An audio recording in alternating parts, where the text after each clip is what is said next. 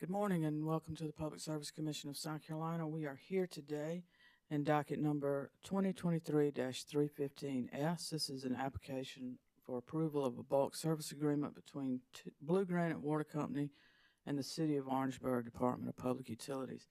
Let's take a roll call of commissioners. Appearing virtually, we have Commissioner Irvin and Commissioner Caston. Present in the hearing room, we have Commissioner Justin Williams, Vice Chair Powers, Commissioner Thomas, Commissioner Carolee Williams, and Chair Belser. Let me recognize our staff counsel, Mr. Winburn, to read the docket. Thank you, Madam Chair. Good morning, commissioners and parties. We are here today for the proceeding in docket number 2023-315-S, the application for approval of bulk service agreement between Blue Granite Water Company and City of Orangeburg Department of Public Utilities. The proceeding has been scheduled for today, February 13th, 2024 at 10 a.m. I believe all parties participating in this matter are available and the docket is in order. Thank you, Madam Chair. Thank you, Mr. Winburn. Let's take appearances from the parties. Who's representing Blue Granite Water Company? Madam Chair, Frank Ellerby and Lyle Trawick of the Robinson Gray firm representing Blue Granite this morning. Good morning, Mr. Ellerby and Mr. Trawick. Welcome. And who's representing the Office of Regulatory Staff? Good morning, Madam Chair. Joshua Alston and Donna Rainey on behalf of ORS. Good morning, Mr. Rainey and Mr. Austin and Ms. Rainey, and welcome to you as well. Are there any preliminary matters that we need to address before we begin? Hearing none, Mr. Ellerby, you're recognized to call your witnesses. Madam Chair, the company would call Adam James and Travis Dupree to the stand as a panel. Thank you, Mr. Trawick.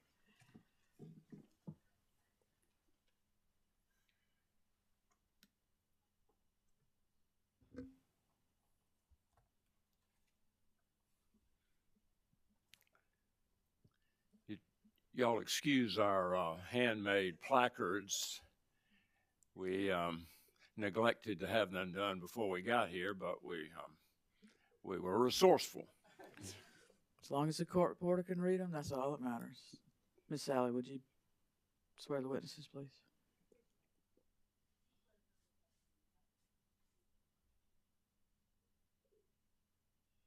Thank you. Good morning. Mr. James, would you please state your full name for the record? My name is Adam James. By whom are you employed and in what capacity? I'm employed by Blue Granite Water Service, a subsidiary of the Corks Infrastructures Group, and I'm the Director of Operations for South Carolina. Mr. James, did you prepare or cause to be prepared 3 pages of pre-filed direct testimony that were filed with the commission in this proceeding? I did. If I asked you the same questions today that were in your pre-filed direct testimony from the stand, would your answers be the same? Yes, they would. Madam Chair, I would ask that Mr. James's pre-filed direct testimony be entered into the record as if delivered orally from the stand. Mr. James's pre-filed direct testimony will be entered into the record as if given from the stand. Thank you, Madam Chair. Mr. James, would you please provide a summary of your pre-filed direct testimony? Yes. The purpose of my direct testimony is to discuss the operational issues Blue Granite Water Company considered before entering into the agreement with the City of Orangeburg Department of Public Utilities to perform wastewater treatment services in the Roosevelt Gardens service area. The Roosevelt Gardens wastewater treatment plant, which is located at the rear of the Roosevelt Gardens apartment complex off Highway 601 in Orangeburg County, was initially constructed in 1970.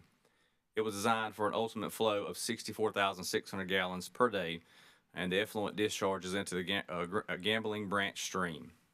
In 1974, the plant was upgraded with an additional secondary clarifier, allowing for an ultimate flow of 67,600 gallons per day. In 1985, the facility was reduced to a design flow of 60,400 gallons per day. This reduction was necessary due to more stringent effluent limits. The current maximum flow of this facility is 67,600 gallons per day and has been since the NPDES permit was issued September 21st, 1988. However, we're unsure when the increase was approved.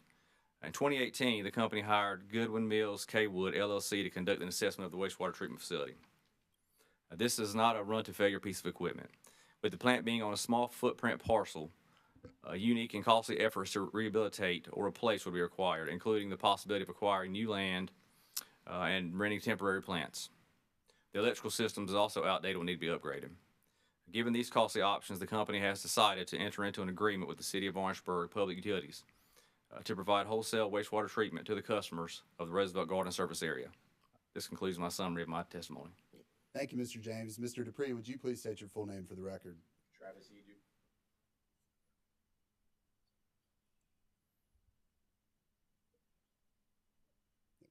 Keep trying.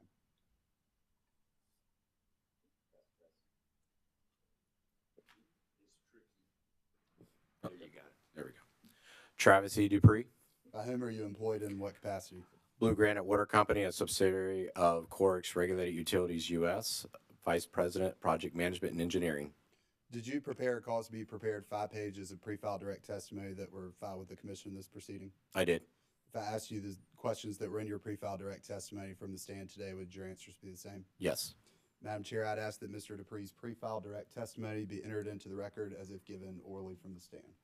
Mr. Dupree's pre-filed direct testimony will be entered into the record as if given from the stand. Thank you, Madam Chair. Mr. Dupree, did you also prepare or cause to be prepared one exhibit that was attached to your pre-filed direct testimony? I did. Do you have any changes to that exhibit at this time? No. Madam Chair, I would ask that Mr. Dupree's pre-filed exhibit submitted with his direct testimony be entered as the hearing exhibit in this matter. Any objection? Any objection? No objection for these limited purposes of this application. Thank you. Mr. Dupree's exhibit that I think is marked Dupree Exhibit A will be marked for identification as Hearing Exhibit 1 and received into the evidence of this case. Thank you, Madam Chair. Mr. Dupree, did you also prepare or cause to be prepared 4 pages of rebuttal testimony that were pre-filed with the commission in this proceeding? I did. If I asked you the same questions in your pre-filed rebuttal testimony today, would your answers be the same? Yes. Madam Chair, I would ask that Mr. Dupree's pre-filed rebuttal testimony be entered into the record as if delivered orally from the stand. Mr. Dupree's pre-filed rebuttal testimony will be entered into the record as if given from the stand. Thank you, Madam Chair. Mr. Dupree, would you please provide a summary of your direct and rebuttal testimonies at this time? Yes. The purpose of my direct testimony is to discuss the company's financial considerations that led it to enter into the agreement with the City of Orangeburg Department of Public Utilities, DPU, to provide wholesale wastewater treatment service to customers in the Roosevelt Gardens service area, including the operations and asset analysis of Roosevelt Gardens wastewater treatment plant that Goodwin Mills Kaywood LLC, GMC, performed for the company. And the purpose of my rebuttal testimony is to respond to various issues raised by Office of Regulatory Staff Witness Alan Mirzad. Given GMC's background and experience, the company asked it in 2018 to evaluate the alternatives to replace and rehabilitate the existing Roosevelt Gardens wastewater treatment plant. This analysis confirmed that portions of the plant have experienced corrosion to the extent that rehabilitation would be highly difficult. Additionally, with a large portion of the treatment facility being constructed underground, there is risk that the portions underground may have deficiencies that would render the rehabilitation even more difficult or impossible. Is this cutting out? Okay. There is inherent risk of complete failure of the below-ground tanks should the liquid be pumped out of the tanks as a part of the rehabilitation process due to the soil pressure exerted from the outside of the tanks. This risk could lead to a complete replacement of the treatment facilities, which is already cost prohibitive, and will be even more so with an extended rental of a temporary plant until a new facility can be designed and constructed. Further, a portion of the electrical systems and the components, which date back to the original construction in the 1970s, are out of date and likely out of compliance with today's electrical standards. GMC's September 2022 report confirmed that the treatment facility is at the end of its useful life, and repair of the existing facility is not feasible with the known and unknown physical and potentially financial and environmental risk. It evaluated 4 different options for addressing the end-of-life issues for the wastewater treatment plant. First, GMC evaluated rehabilitating the existing equipment within the wastewater treatment plant.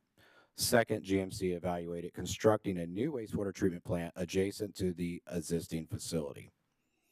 Third, GMC evaluated constructing a new wastewater treatment plant at the existing facility with temporary treatment. Fourth, GMC evaluated decommissioning a wastewater treatment plant and connecting to Orangeburg DPU.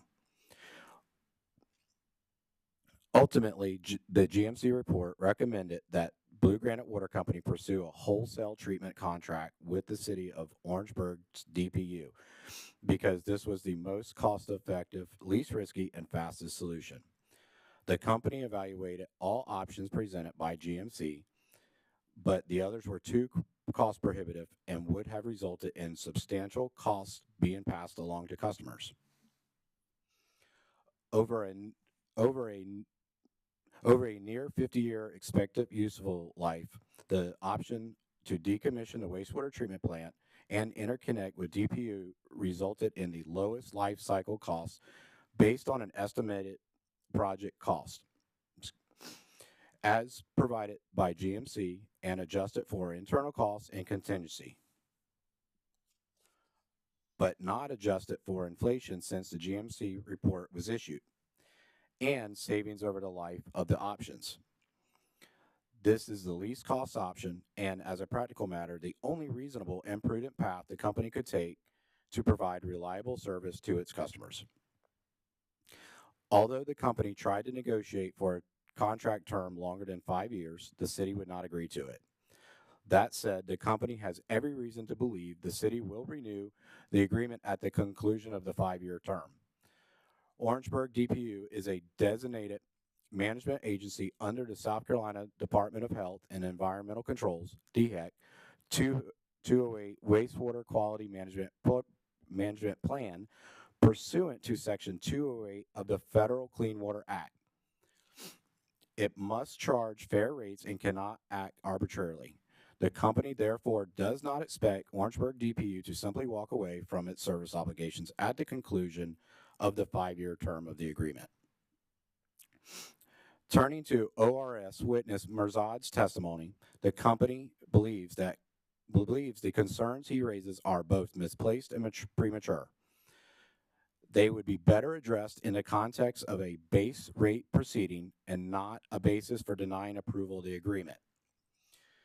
And ORS has not recommended disapproving the agreement. Nevertheless, I will briefly respond to a few points. Although Mr. Mirzad discusses inapplicable situations involving electrical utilities, extraordinary retirement of nuclear units, the company has handled much more relevant extraordinary retirements of treatment facilities before.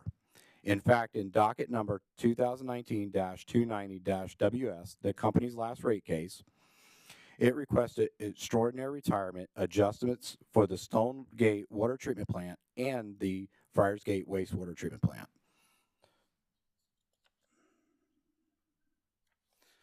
ORS requested longer amortization periods than those proposed by the company.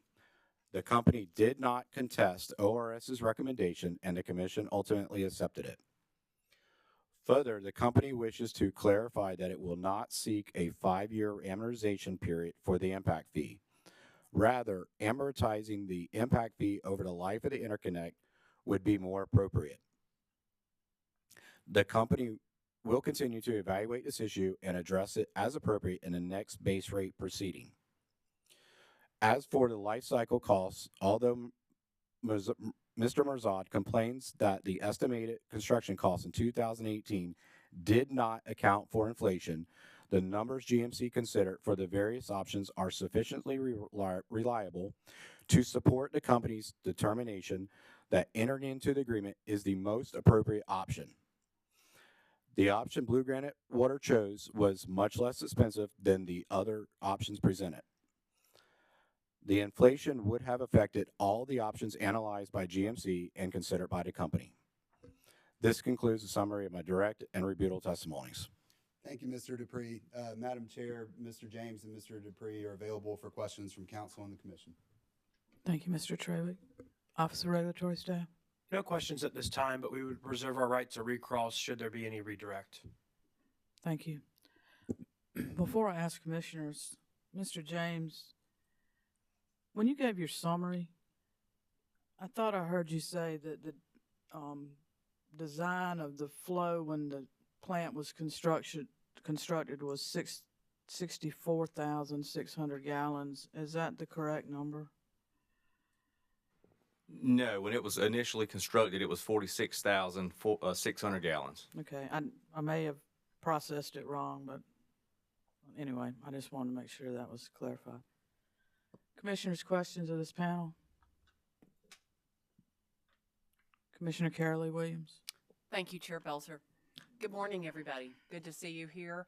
I'm going to start with questions from Commissioner Caston, who has got laryngitis, and I welcome him to step in with any of these questions, but obviously he was prepared and wanted these to be asked. So is the $350 impact fee the same for all Orangeburg DPU customers?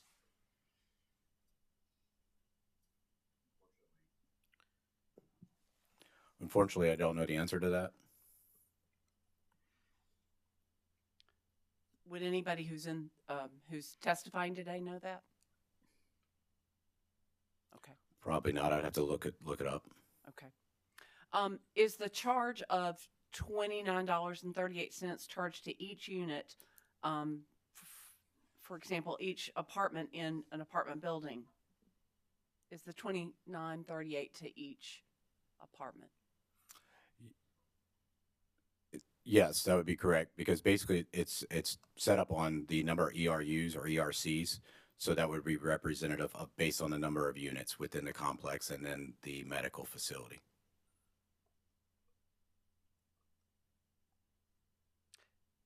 And is this where the 206 units come from in Exhibit 3? That would be correct. Is the commodity charge and the capacity charge charged proportionally on the 6 meters? Can you clarify the question? I'll go to another one and see if he wants to jump in, unless he does right now. I'll be glad to if y'all tolerate my voice.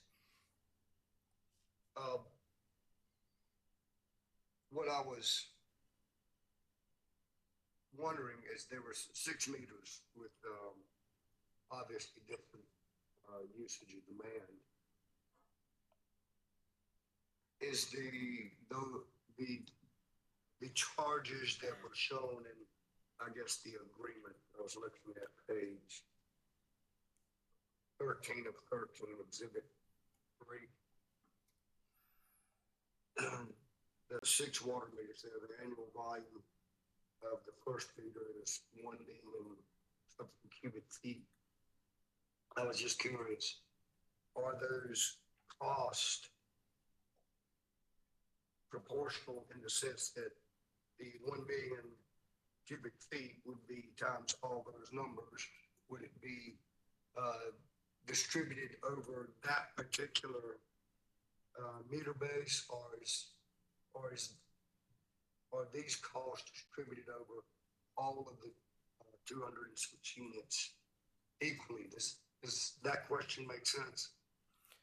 I think so. Let me see if I can answer it to the best of my ability. Mr. Dupree, I'm going to ask you to back off the mic just a little bit. You've got a good voice that's really picking up and doing a little bit of reverb. So you don't need to lean into that mic. All right. You don't, others might. Okay, how's that? So the cost is being spread across all of the meters based on the ERU or ERC count. Is that your question, Mr. Caston?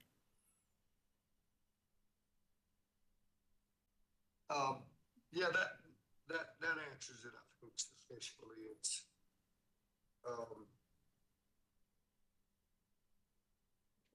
and I think the already used DIC, it was 229.67. That's how I assume this is calculated, or that's what's projected or allowed for. Is that correct? That's correct. Well, if it's okay with you gentlemen, I'm going to step back. Thank you for the clarification. And the next question is it anticipated that Blue Granite's O&M costs for Roosevelt Gardens will significantly decrease after the tie-in is completed? Yes. Can you talk about that any more specifically? Sure. So once we make the tie-in, obviously it takes all the operational costs out of running the facility, chemical costs, electrical costs to keep the system operational, and various other costs associated with operating that facility. And essentially the tie-in point would just essentially be a manhole with connection point that we would visit periodically to make sure everything was okay. Thank you. And then on page 2 of 40 of the GMC memo, there's a section that says further investigation and confirmation of these design criteria is required for the selected option to ensure the proper criteria are used for detailed design. Was there further investigation and confirmation of the design criteria done in order to reach the decision to contract with Orangeburg DPU for wastewater treatment beyond the 2022 technical memo? No. Would you like me to expand on that? Sure. Yes, that sounded like a no. Okay. It wanted to All keep right. going. So no, it was not. There was not additional design done because that is traditionally done once you kick a project off into the engineering phase. During the course of the process of the report being performed, field visits by GMC, by myself, operations, we were able to look at what was actually sitting there in terms of facilities, including Orangeburg DPU's line. So we did the necessary field work to determine what would need to be done in general. But to complete it, we would move into an engineering phase, which is traditionally after.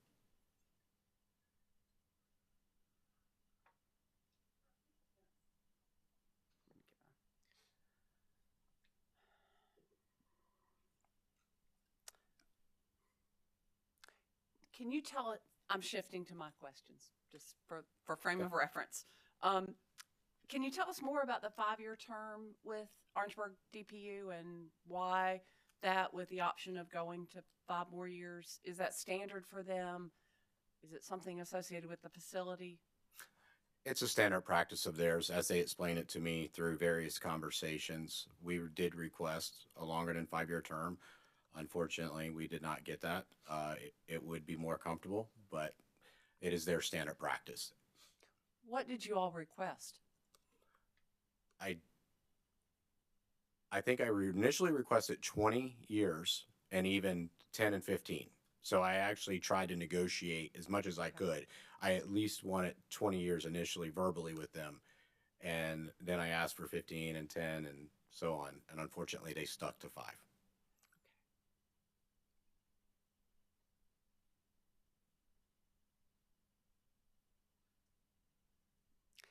Have you all heard from any of the customers associated with this request? I have not. Do you have any knowledge if Orangeburg DPU has? No. Okay. Is just looking at the site plan, this may seem like a silly question, but I want to go ahead and ask it. Is there any chance for redevelopment in the first 5 years or in 10 years? When you say redevelopment, you mean new development within the area? Yes, or, demolition and, and more intense development, less intense development. I'm just wondering how this contract would play out in a circumstance that nobody's thinking about, knows about today. That's a very difficult thing to respond to. Unfortunately, if you look at the property around that area, where the facility is located, Roosevelt Gardens Wastewater Treatment Plant, is on an island parcel that's surrounded by the Orangeburg County School District. So unless they sell that property or something to that nature, or the apartment complex were to be tore down and rebuilt, that would be the only way. Unfortunately, I can't see the future. I should have finished my question. I'm really just wondering if this contract works, if you have different REUs. That's really all that I was thinking is Okay. if something unanticipated happens, does the contract seem to be relevant in that circumstance? So in other words, it could be expanded. Is that your question? Changed in any manner, whether it's greater or less. Oh, Would well, the contract need to be renegotiated? Does it still work? the contract would still work. Typically the way these are handled is just an extension process. So there wouldn't be a reduction, so to speak, in the amount of flow. Let's say, for instance, the apartment complex went away completely. We would still have that available flow so that if any other redevelopment that could occur on that, it would still be available to us. We wouldn't have to go back through the process again of getting a whole different contract. It would just be available. That flow would be available to us or to Blue Granite Water Company.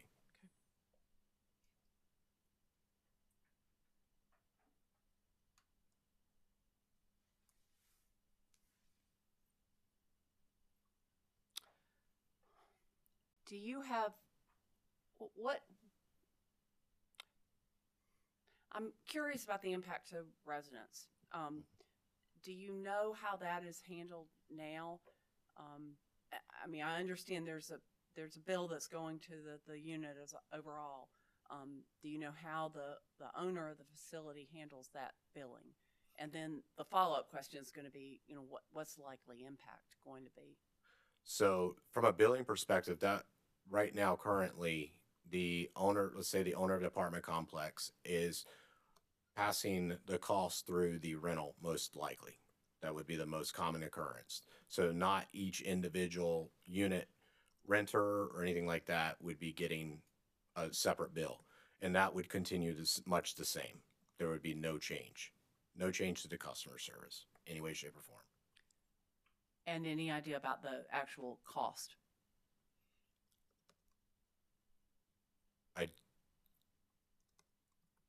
Compared to today, Mm-hmm. I don't have an answer for that. I can only answer towards the cost compared to scenarios. When you look at the 4 scenarios, the interconnect is the least cost option to the customers. Right. I appreciate that.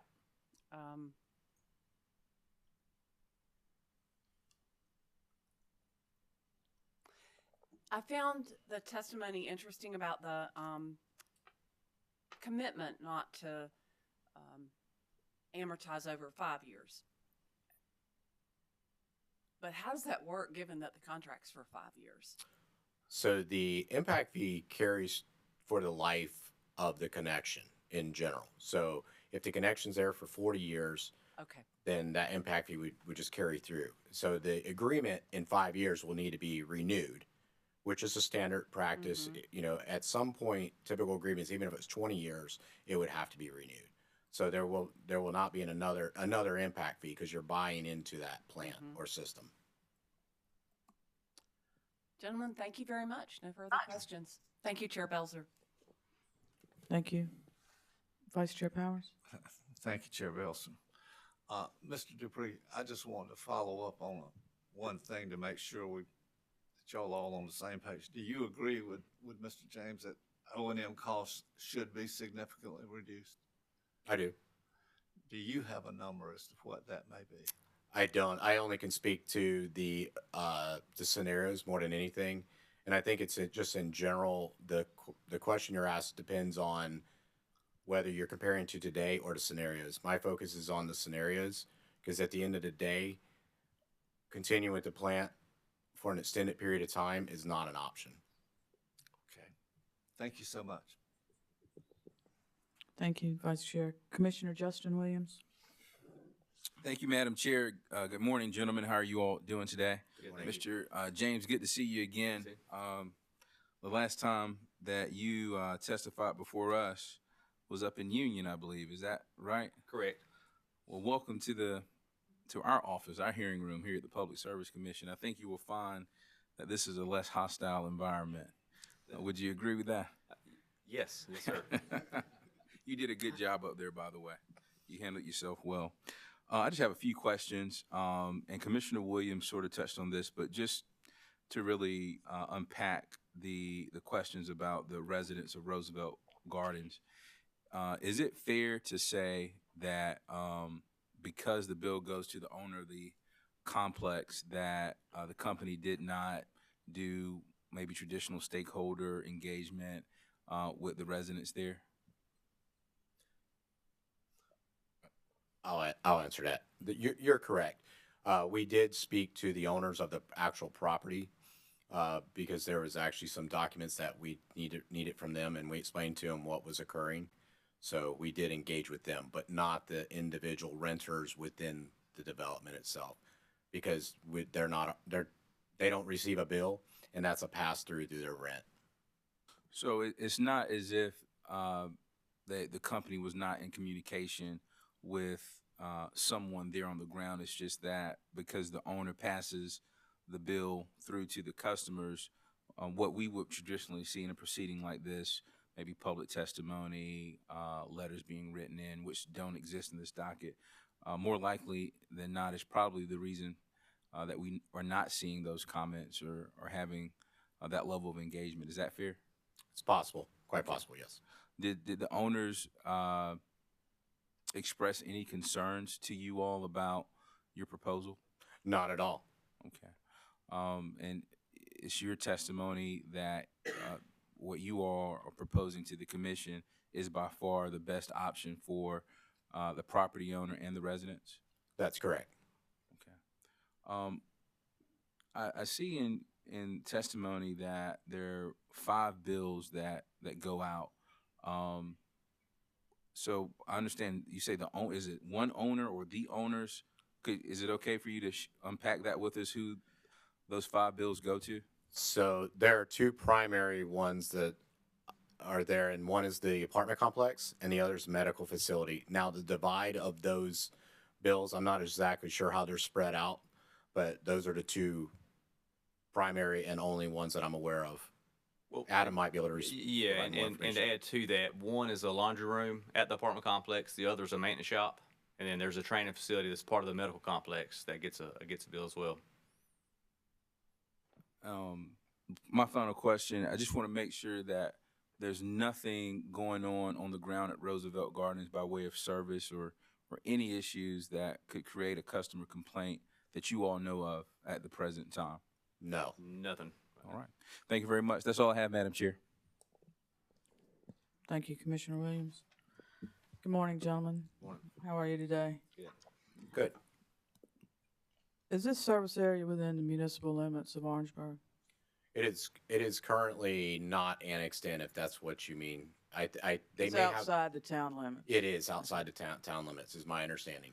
And does Blue Granite Water Company have any other bulk sewer treatment contracts with Orangeburg DPU? We do not. Okay. So this is your first rodeo, so to speak, dealing with Orangeburg DPU? Correct. Yes. Okay. You've mentioned, or in the application discusses these different meters, and you mentioned the medical complex, the training facility. Are those under the same ownership as the apartments? No. Okay, so you're basically dealing with 2 different customers? Yes. Okay. I know that there was indication in the file that the notice of this proceeding was sent to the customers, and you've indicated you've had discussions. Are they the way Blue Granite's rate structure is now, right as it exists today? The customers won't see any immediate rate impact, will they? No, because it'll be handled through the rate case proceedings. Okay. Future rate case. And are you familiar with how third-party providers are, the bills from third-party water and sewer providers are handled under Blue Granite's rates right now? Are you familiar with the deferral accounts? Not to that capacity. Okay.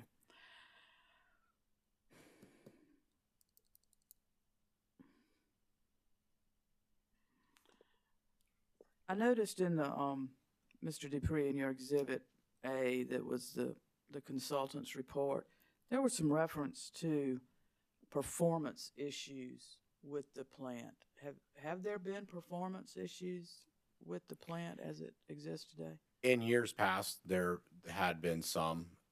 As of late, I would have to ask Adam if there's been any performance issues or anything recently, but that is something that you have to be very careful with. This is, as Adam stated, not a run to failure type of a piece of equipment. So we got to plan for the future. So you need to be careful in using the current performance, because it doesn't mean that it's going to continue for an extended period of time, because the plant is nearly 50 years old or more. Have y'all are familiar with ORS's testimony, are you not? Yes. Okay.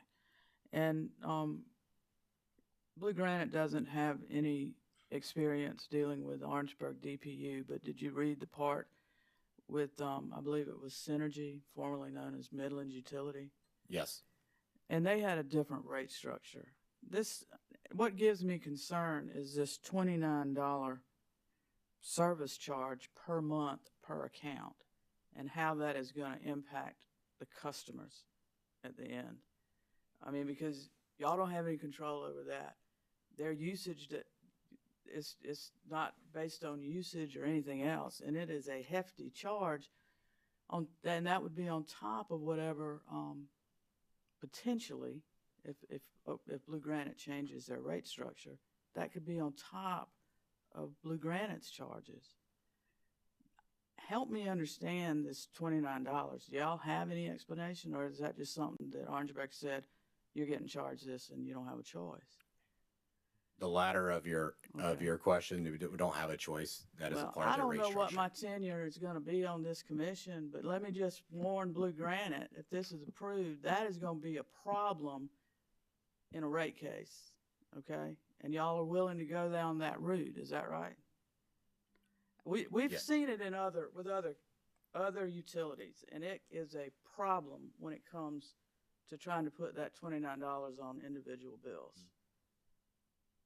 Yes, that's a part of, unfortunately, that's part of their rate structure, and it's going to have to be built into the overall rates going forward. I mean, I understand that this is the least costly avenue and quickest avenue for the utility at this point. But my concern is not only the utility, but we got to look at the customer too. And I'm just concerned how this is going to translate. That's where the life cycle analysis costs come in. And if you look at that, it's order of magnitude of 2.5 to 4 times, almost as 4 times greater to do anything from a construction standpoint, whether you rehab or replace. So with the order of magnitude being that greatly different, that's how the life cycle came out.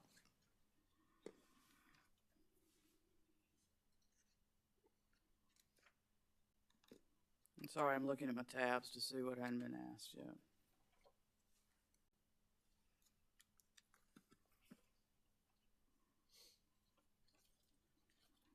You already discussed the impact fee.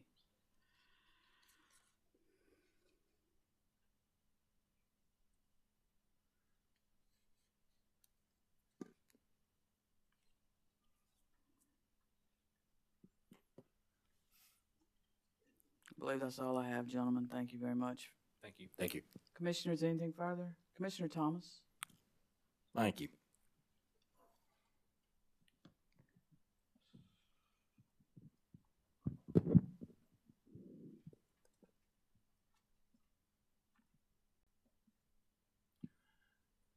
Good morning. Morning. Good morning. So I have another question from Commissioner Caston. And anyway, so he may want to jump in if I don't get this right. But so basically, if an apartment complex went away, then that would reduce the flow. Is that correct? That's correct. Correct. And would charges to the remaining customers be less if the flow volume decreases? So that would be correct. The charge is going to be based on their water usage, because there's meters already there, so it's going to be volumetric. So whatever they use in water, that's how they're going to get charged volumetrically. All right, so now it's back to me. Sorry about that. So the individual apartment complex, the individual apartments within the complex, do they each have a meter? No. Okay. All right. So I saw somewhere in the testimony of ORS, and ORS made the comment that that system looked good, generally speaking. But I've heard you all say otherwise, and that I guess that's just a big difference. You won't talk about that anymore. Sure, I'll kind of touch on what Travis mentioned earlier. The part of our due diligence is to keep that facility clean up and operationally. We have to meet compliance standards, so we have to make sure that plant's performing as best it can perform with what we're given. It's an older facility. It's been there for 50 plus years, and so we're just part of our operational piece is to keep that plant looking good, keep it in compliance with standards, making sure that we're doing our due diligence with producing a clean effluent to the environment.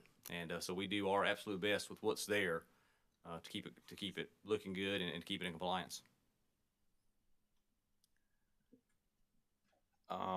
So I've heard some talk about inflation, and I saw somewhere that 5% inflation rate was used, but then I believe I've heard that inflation wasn't taken into account. So can you help me reconcile that in my brain?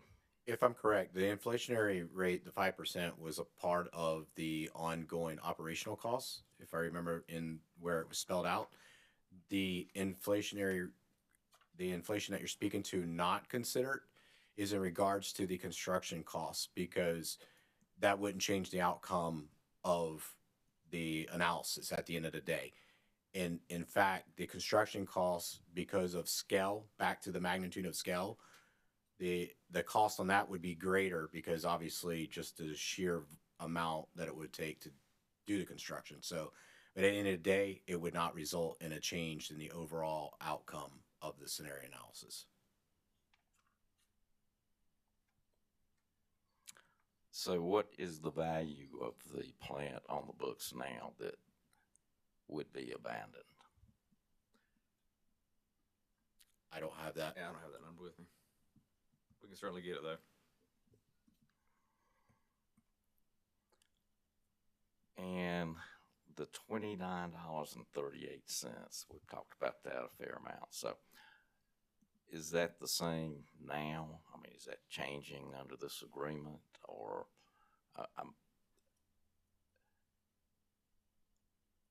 is that somehow or another built into customers' bills now? It's not, is it? No. Okay. Because it's part of the DPU agreement. Now, going forward, it's possible that could change. That's a typical, obviously, year to year, their annual budget, how they handle their budget. It's possible that could change. That would change for any of their customers in any part of their system. Okay. And I think I asked this just a minute ago, but that will get charged to each apartment. Is that correct? That's correct. Yeah. Okay. All right. I think that's all I had. Thank you. Gentlemen, I'm sorry to jump back in, but I just want to, I had a question about when you indicated that you'd had some discussions with the customer, and I'm talking about the one that gets the bill, so that would be the apartment complex or the medical facility, because y'all needed information. But did that conversation also include how the bills would change coming to them, potentially? Did you discuss the rate structure that y'all are agreeing to with Orangeburg DP? No, because at the time I did not have that rate structure. It was just early conversations of what would be occurring. They didn't ask the question either. And it's my understanding that the bills will not change until the next rate case. Is that correct? That's correct. And that's how I read that order as well. But Want to make sure. I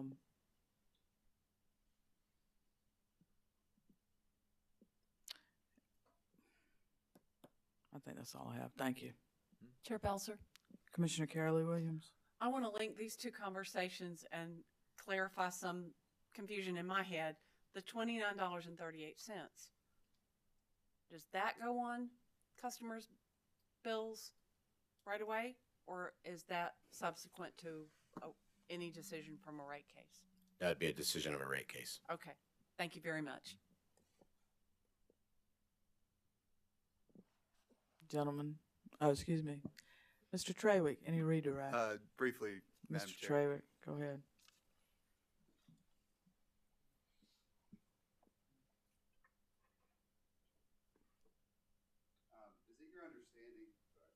Is it your understanding that the apartment gets a single bill and not the individual residents of that building? That is my understanding. Okay. And is the impact fee based on the DPU tariff for this class of customers? That's correct. Is it your understanding that the 6 customers' bills won't change The bills won't change? What do you mean? as a result of this agreement? How they're billed? So their bills will change based on their volumetric usage overall, which I can't answer for that because I don't know how much they use on a regular basis. You know, there is an average that they have, but I can't say down to the T if it's going to change or not. Okay. But under this agreement, is the only thing that changes what Blue Granite gets charged? Correct. And Mr. Dupree, did the life cycle analysis include charges under the DPU contract? Correct. Okay. Thank you. No further questions, Madam Chair. Thank you, Mr. Trawick. Gentlemen, thank you for being here this morning and for your testimony. We appreciate it. You may stand down. Thank you. Thank you. Mr. Trawick, anything further? Nothing from the company. Thank you. Mr. Austin? Yes, we'd call Alan Mirzad.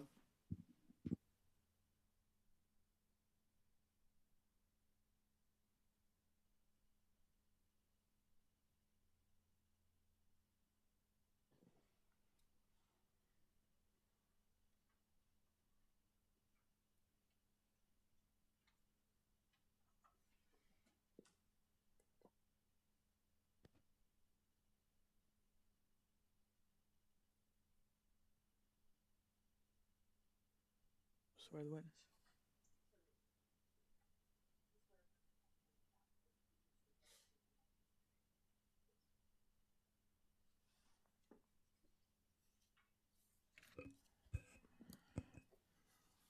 Good morning, Madam Chair, Vice Chair Powers, and members of the commission. I have here today Mr. Alan Mirzad in his inaugural testimony before the commission, and I ask that you bear with me. My kids share their love, but they also share their germs, so I've got a little bit of a cold here today. Mr. Mirzad, could you please state your name for the record? Alan Mirzad. By whom are you employed and in what capacity? I'm employed by the South Carolina Office of Regulatory Staff as a senior regulatory analyst in the Water Operations Department. Mr. Mirzad, in connection with this proceeding, did you prepare or cause to be prepared 18 pages of direct testimony filed with the Commission on January 23rd, 2024? Yes. Do you have any corrections, additions, or deletions to your direct testimony? Yes. On page 9, line 1 of my direct testimony, there's a typographical error, and the dollar amount on line 1 should read $80,384.50. And on page 15, line 12, Would you give that number again, please? $80,384.50. Thank you.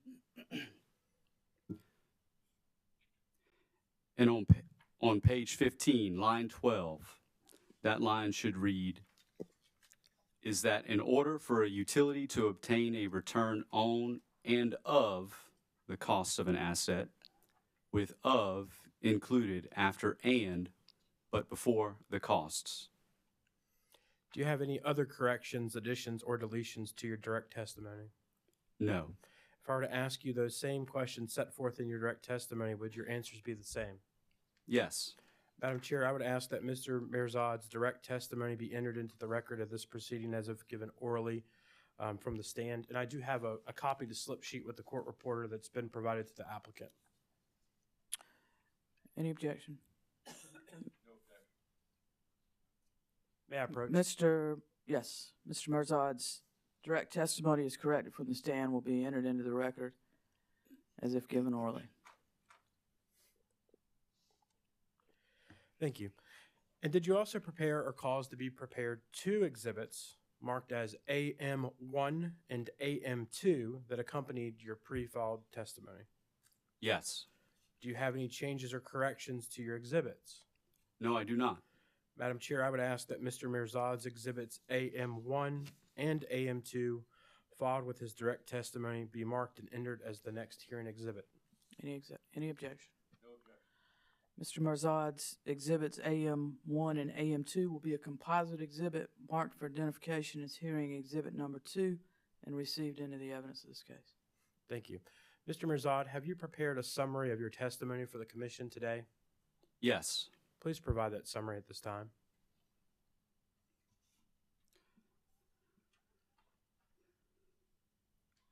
Good morning, Madam Chair, members of the Commission.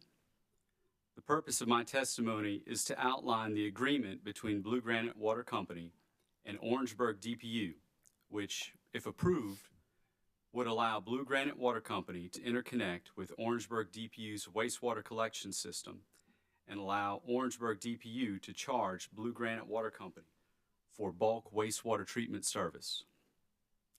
The agreement establishes that Blue Granite will be required to pay a one-time impact fee to Orangeburg DPU in the amount of $80,384.50. In addition, Orangeburg DPU will bill Blue Granite based on 3 monthly charges. A monthly service charge in the amount of $29.38 per residential equivalency unit, or REU. A commodity charge in the amount of 39 cents per REU, which is based on the actual variable cost of wastewater treatment, and a capacity charge in the amount of $1.90 per 100 cubic foot, which is based on the volumetric meter readings of water sold to the Roosevelt Garden service area. The capacity charge will be adjusted annually based on the previous 12-month average usage. Blue Granite estimates that the total initial monthly bill for wastewater treatment services provided by Orangeburg DPU will be $9,262.67. Blue Granite will also be responsible for constructing the interconnection with Orangeburg DPU's wastewater collection system, which has an updated estimated cost of $178,000. In addition, Blue Granite will be responsible for decommissioning the existing wastewater treatment plant, which has an estimated cost of $15,000 and which will require DHEC approval. The term of the agreement is 5 years. The agreement may be renewed for one additional 5-year period, but only upon the mutual consent of both parties. When asked if Blue Granite had a contingency plan to be able to continue to provide wastewater treatment service to the Roosevelt Garden service area, should Orangeburg DPU not renew the contract after the initial 5-year term, Blue Granite stated that they have not developed a formal contingency plan for this interconnection with DPU. In determining the best option to address the future of the Roosevelt Garden service area, Blue Granite relies on the cost estimates provided in the GMC engineering study. However, the GMC study does not address the potential future rate-making impacts to customers of the proposed interconnection of the Roosevelt Garden service area to Orangeburg DPU and decommissioning the existing wastewater treatment plant. ORS has identified several factors that may have direct and material impacts on future rates of all Blue Granite customers should the Commission approve this agreement. Those factors include capitalization of the $80,384.50 impact fee. The capitalization of the impact fee may result in the company earning a return on the impact fee in rate base and in future rates for customers reflecting the associated annual depreciation expense should the company capitalize and depreciate the impact fee. Next, capitalization of the infrastructure and asset expense of the new interconnection constructed by Blue Granite, which may include a return on rate base and depreciation expense. Next, the inclusion of an extraordinary retirement expense associated with the early retirement of Roosevelt Gardens wastewater treatment plant, which may include a return on rate base, associated depreciation expense related to the undepreciated original cost of the Roosevelt Gardens wastewater treatment plant, and decommissioning costs. Next, future rate increases by Orangeburg DPU may increase the expense associated with the agreement in an unreasonable and unaffordable manner. Next, the uncertainty as to how Orangeburg DPU calculates the variable monthly charges contained in the agreement may result in monthly costs that exceed those estimated by Blue Granite. And lastly, a relatively short contract term with no contingency plan to address how wastewater treatment services will be provided upon termination of the agreement. Although ORS does not oppose the proposed agreement for the limited purposes of this proceeding, ORS reserves its statutory right to review, investigate, and make recommendations as to the reasonableness and prudency of all costs associated with the agreement to ensure that they were incurred in the public interest. That concludes my summary. Thank you. Madam Chair, Mr. Mirzad is now available for cross-examination and commissioner questions. Thank you, Mr. Austin. Mr. Ellerby?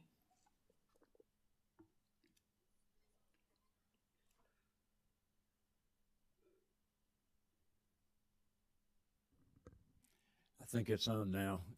Good morning, Mr. Mirzad. My name is Frank Ellerby. I'm glad to meet you. I don't think we've met before. It's good to meet you as well. Got a few questions for you. ORS does not ask this commission to turn down approval of the contract, right? That's correct. And ORS is not advocating that the company be required to adopt one of the other options that was considered, right? Yes. And ORS hasn't proposed another option for consideration to deal with this aging plant, has it? It has not. ORS has, however, identified a number of rate-making issues that will come before this commission at a future time, right? Yes. And ORS has reserved its position, its, I think you said statutory position, to evaluate the company's proposals relating to those rate-making issues and to take positions that ORS thinks are in the public interest at the time those issues come before this commission, right?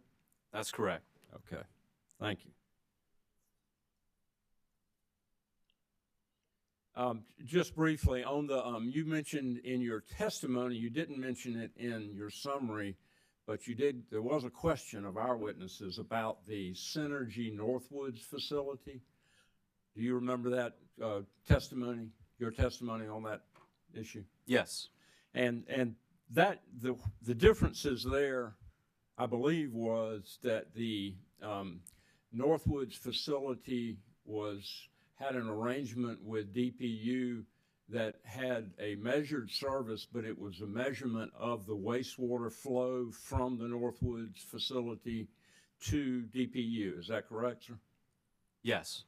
And are you aware that the Northwoods collection system had an I&I problem? Do you know what I&I is, Mr. Mirzad? Yes, sir. Would you tell the commission, please? Inflow and infiltration. And did the Northwoods facility have an I&I problem? I believe it did. Which means that rainwater and groundwater is getting into the system and causing the additional volume to flow from the system into DPU to be treated, right? Yes. And when you're on measured service, that can raise the cost of that interconnection, right, sir? Yes. And there is a measured service component of the Blue Granite contract with DPU. Isn't that correct, sir? Yes. But that's measured based on water service to the customers of Blue Granite, right?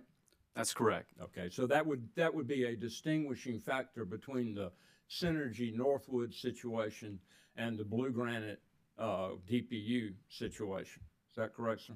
Yes. And I think Synergy had a pass-through provision that allowed increases from its wholesale providers to be passed through customers outside of a rate case. Is that right, sir? Yes. Can we look at, I think this might be helpful for all of us. Look at Exhibit 2 to your testimony.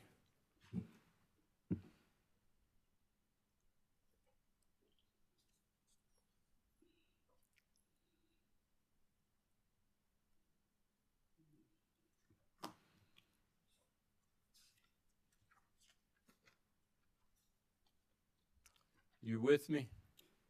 Yes, sir. What is that document? It's a 6-page document, is that right? I see 1 of 6 up in the top right-hand corner, Yes. which is what tipped me off. Yes. What is the document? This is a flow inventory. Is this part of documents that you requested from DHEC and that DHEC provided to you? Yes. And is this a flow inventory for the Orangeburg wastewater treatment plant that the Roosevelt Gardens, under the contract, this is where the Roosevelt Gardens flow that Blue Granite will collect will be delivered and treated, right? Yes. Okay. And if you look through here, disposal capacity, 9 million, is that 9 million gallons of design capacity and disposal capacity? It's 9 million gallons a day. Okay. And what is the permitted flow down in the sort of pinkish orangish box? Permitted flow, what is that number, sir? That number is 6,710,304 gallons per day. And what does that represent? That represents the amount of flow that's already allocated to customers of Orangeburg DPU. Okay. And then what is the number just below that? The 2.2 million number. That is the remaining capacity of the Orangeburg DPU wastewater treatment plant. Okay. So the plant has a disposal capacity of 9 million gallons per day. Of that 9 million, 6.7 million has been already permitted, and that capacity has been used up. Is that correct? Yes. Or is there a better terminology than used up? I think that works. Okay. But that means that Orangeburg DPU has 2.2 million gallons per day of additional capacity in that plant that it can accept, correct? Yes. Okay. And the remaining pages of your Exhibit 2 go through all of, well, tell me what's listed there. We've got lots and lots of entities with various quantities of flow, right? Yes. What are those? These appear to be customers of Orangeburg DPU. Okay. And some of them are parts of Orangeburg DPU itself, right? Yes. Okay. And would I be correct that these, this is where the cumulative total of those discharges from all of those customers is where you get the 6.7 million gallons of capacity that have already been used up, spoken for, in operation, and being treated by that plant now, right? Yes. Okay.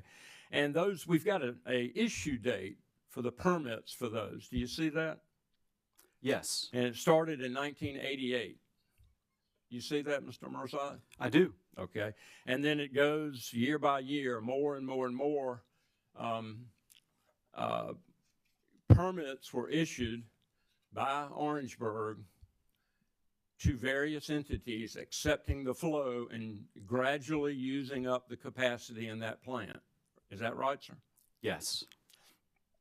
And the Blue Granite facility will be the next one in line. This commission approves the contract and Blue Granite moves forward under the contract and makes the interconnection, then Blue Granite will use up a very small portion of that capacity. Is that right, sir? I believe so. Okay. Are you familiar with, and this is the way wastewater treatment in South Carolina is supposed to operate?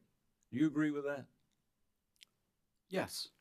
This is, Orangeburg is a designated management agency under the 208 plan that's applicable to Orangeburg County. Is that right, sir? I believe so. And you're familiar with the general 208 planning, aren't you? Yes. Your involvement with the Congaree Riverkeeper, I assume, would have caused you to find out and learn about 208 planning. Is that right, sir? Yes, sir.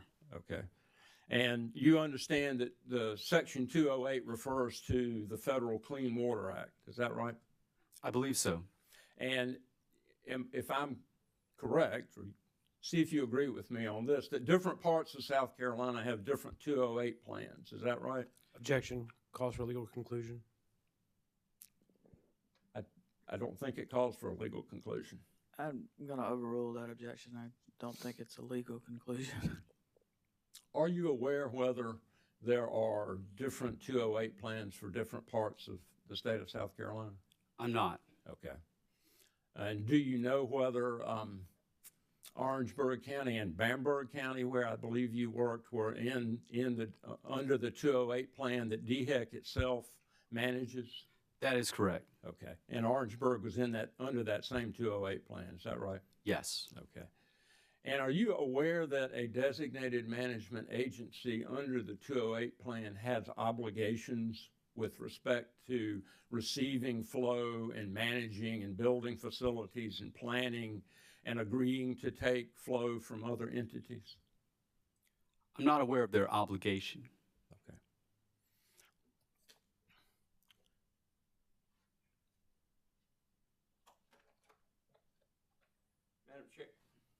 Madam Chair, I have copies of the 208 plan that Mr. Mirzad and I were just discussing. I don't want to go into it, but I believe this is a self-authenticating document under South Carolina Rule of Evidence, Rule 902, subsection 5.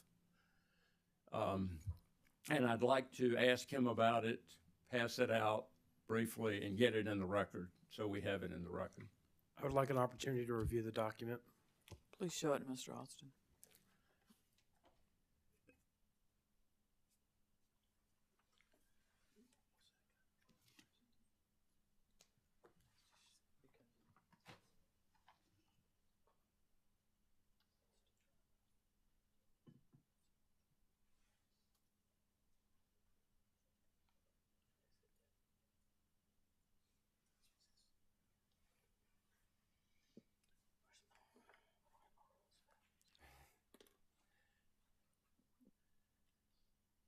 Makes me think I need one of Scott Elliott's lavaliers.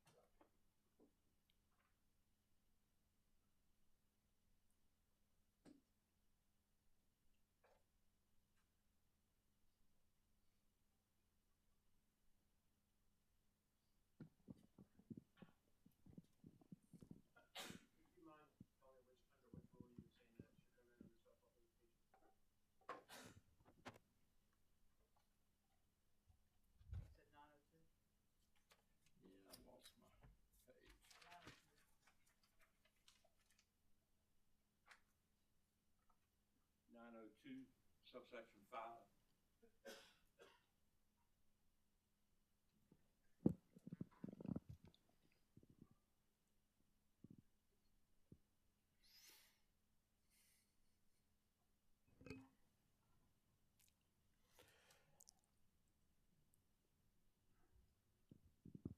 Chair Belzer, no objection from RS to the extent Mr. Mirzad knows anything about this document or has seen it before. Thank you, Mr. Austin. Mr. Ellaby, this is a document that is from DHEC, is that correct? And That is- approved by DHEC? That is correct. Okay. We will admit this as hearing exhibit number 3.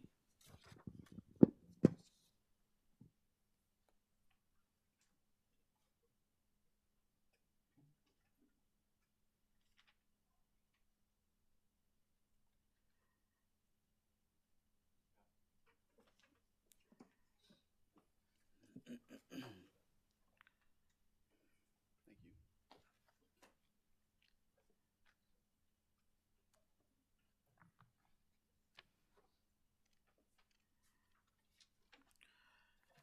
And so the court reporter has it in the record. Would you identify the document again, please?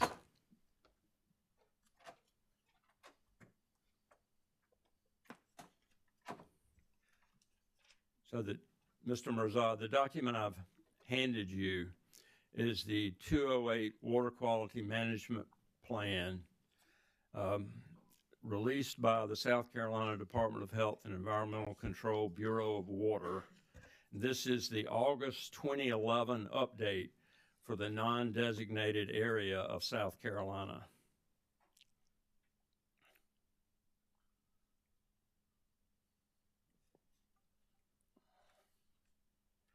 And this black and white version is a little bit hard to see, but if you look at page 8, Mr. Mirzad,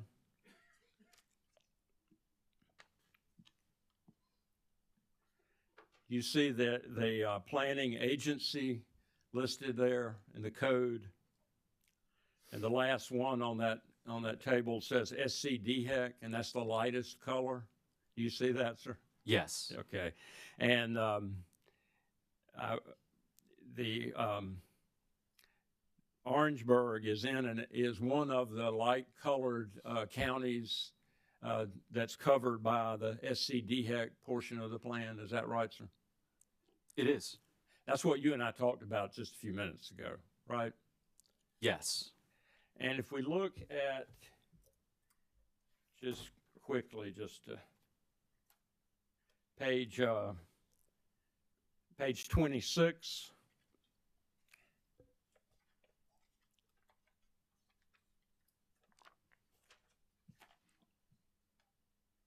You see Orangeburg County listed, and the management agency is City of Orangeburg, management area, municipality and surrounding county areas, and treatment provider is City of Orangeburg. Do you see that, sir? Yes.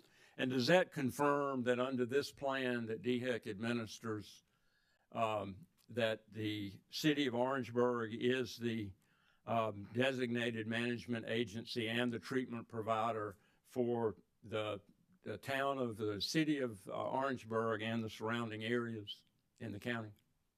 I believe so. Okay, thank you, sir.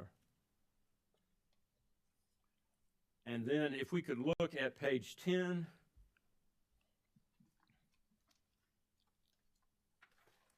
Just a couple of things. See if I'm reading this correctly.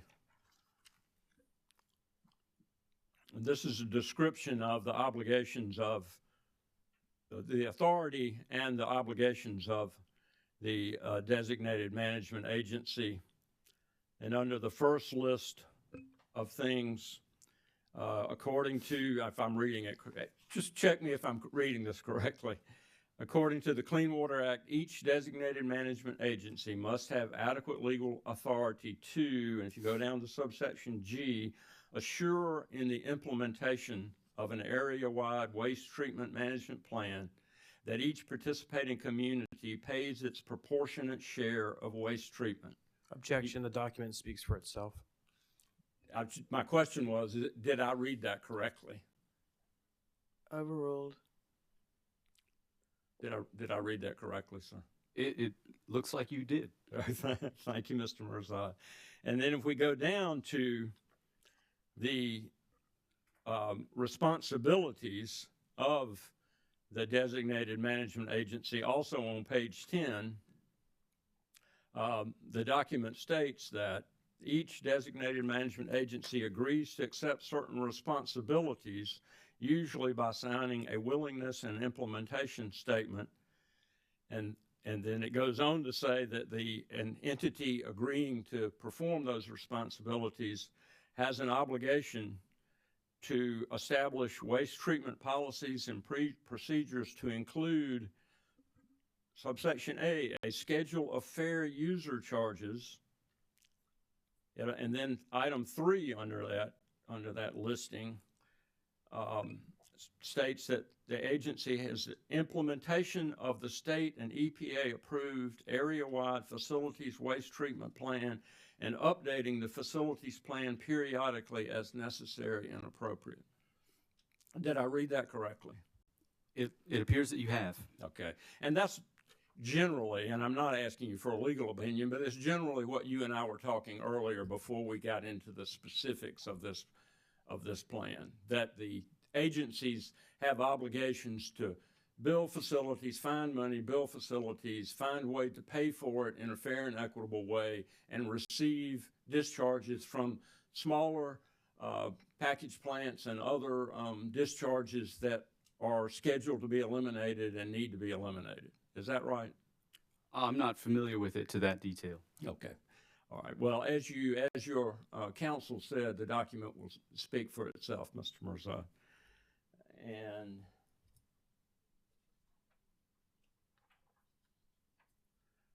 that is all I have for you. Thank you, sir. Thank you, Mr. Allaby. Commissioners, questions for the witness?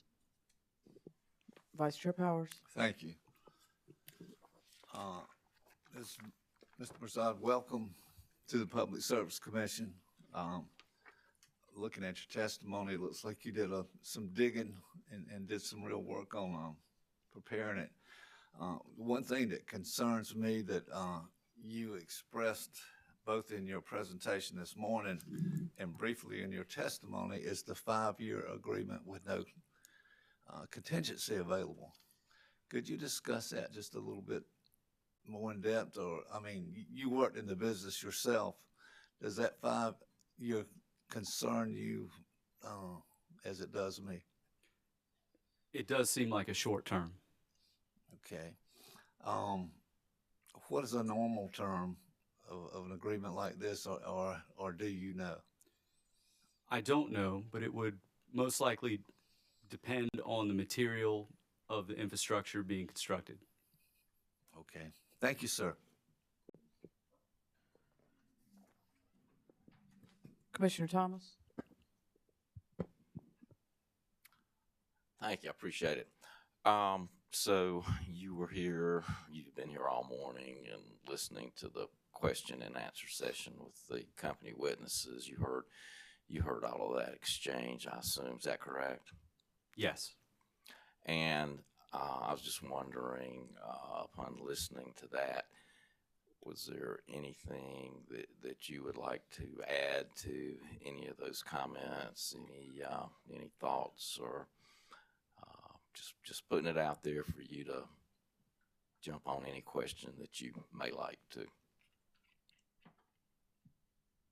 Nothing specific other than what's been provided in my summary and my testimony. All right, thank you. Mr. Mirzad, good morning. Still Morning. I'm looking at your pre-file testimony on the top of page 6. Actually, line 1. And you indicate that the commodity charge under the agreement is per REU? Yes. Do you have a copy of the application with you? I do. Would you look at exhibit, I think it's exhibit 2 to the application? And exhibit 3, either one. But start with exhibit 2. It's with the contract. I'm sorry. It's Exhibit 2 to the contract. And I see it. Okay. And would you like to amend your testimony? I would. Okay. The commodity charge is 39 cents per 100 cubic foot per month. Okay. So it's a volumetric charge. That's correct. Okay. Thank you. And you have been cross-examined in your first time, so as its witness. Commissioners, anything further for this witness? Commissioner Carolee Williams. Thank you, Chair Belser.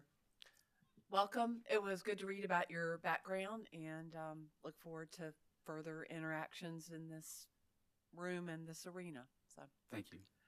I'm going to start with Commissioner Caston's questions.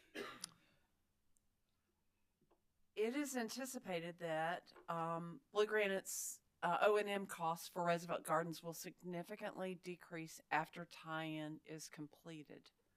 Is that your understanding? I believe that the O&M costs will be replaced by the purchase sewer charges. I can't speak for how different they will be. And you can't speak to that because that's the company's operating. I mean, but you're aware of how they operate.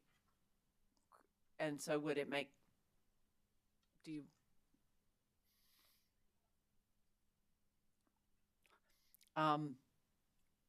So your testimony is just that you can't speak to the company's reduced operating and maintenance cost. Yes.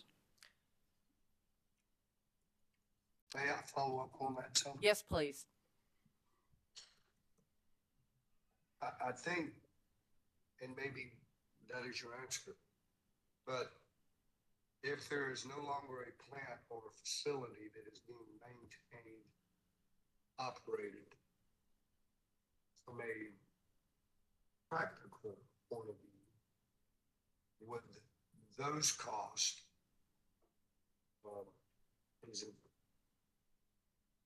would it be expected that those costs being eliminated would at least produce an O&M cost Roosevelt Garden? Potentially. I believe those costs may be replaced with purchase sewer costs. But I understand that. At least what you're saying. I'm just,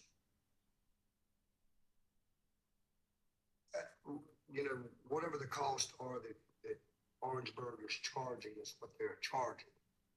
But instead of having a facility that someone will be operating and maintaining, it will be going through a metered line with the partial flume water, correct? I believe there was not going to be any meter associated with that interconnection since they're going to be charging based on volumetric water sold. Correct. It seems I saw somewhere maybe a flume or a check, but maybe I was wrong. That may have been one of the other options. Okay, that's all. Thank you very much. Commissioner Williams. Yes. Just following up on that a little bit more, I know that there is a chart that shows us the different O&M cost, and it is probably in witness. Yes, page 5 of witness Dupree's testimony.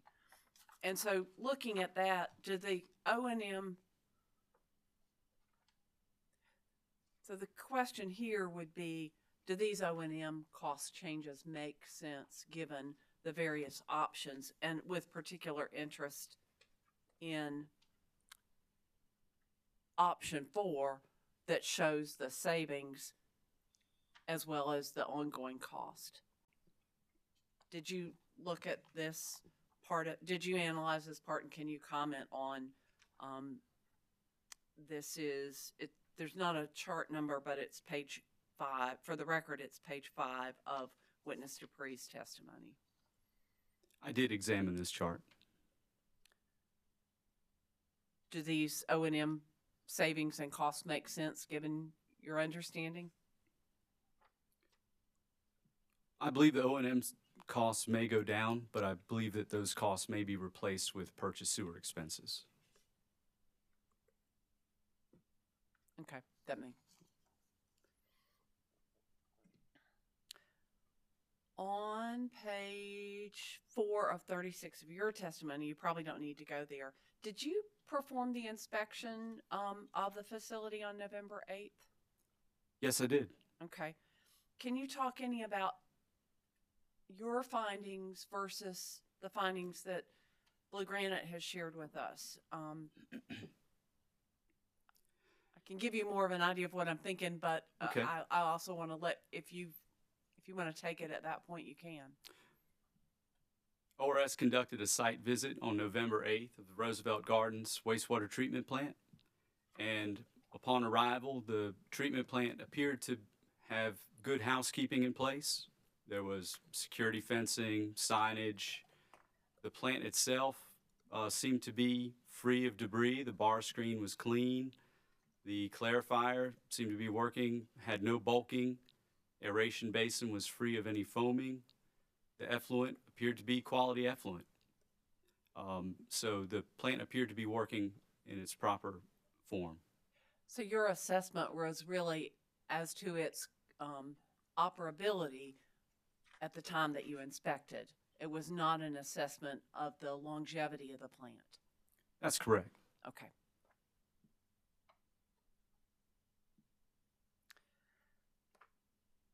That may have been both of our questions, but I'm going to shift back to Commissioner Caston's question. There's been conversation about the tie-in. It was to the Blue Granite system. It was in the GMC numbers in option 4. Did you express any concern about the cost of this tie-in, or it was more of what you said in your introductory remarks that I think may have raised that question? The only questions that we had regarding the cost of the tie-in would be why it would be necessary to have a metering manhole and a meter if the customers of Blue Granite were going to be charged by volumetric water sold. And the company agreed that those charges would not be necessary when constructing the interconnection. Thank you. And you've heard this question before, but has ORS heard from any of the customers associated who would be impacted by this change? We have not. Okay. Thank you. No further questions. Thank you, Commissioner. Commissioners, any further questions for the witness? Mr. Austin, any redirect? No, ma'am. Thank you, sir. Mr. Mirzad, you did well. Thank you for your testimony today. We appreciate you being here. You may stand down. Thank you. Mr. Austin, anything further from ORS? ORS rests. Thank you. Anything further from either party? Ladies and gentlemen, we appreciate you being here today. Appreciate the witnesses' testimony, and this will be on an upcoming agenda for a commission business meeting. We'll notify you of our decision at that time. Hope everyone has a good day. We are adjourned. Thank you.